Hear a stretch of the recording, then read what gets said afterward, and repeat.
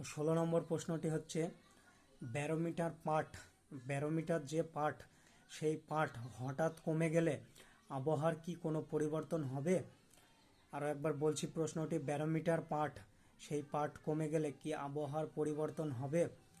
1 নম্বর option, খুব গরম হবে। 2য় নম্বর অপশান হচ্ছে অন্তত 48 ঘন্টা অবিরাম বৃষ্টি হবে। তারপরে 3য় নম্বর অপশান হচ্ছে ঠান্ডা হবে। 4র্থ নম্বর অপশান হচ্ছে খুব ঝড় হবে।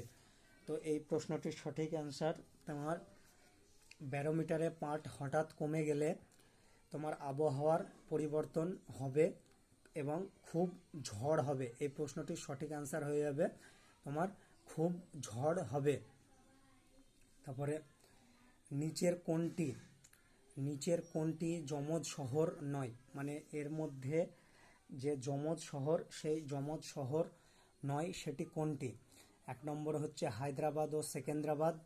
2য় নম্বর অপশান হচ্ছে কলকাতা হাওড়া। 3য় নম্বর অপশান হচ্ছে দুর্গাপুর আসানসোল। 4র্থ নম্বর অপশান হচ্ছে দিল্লি নিউ দিল্লি।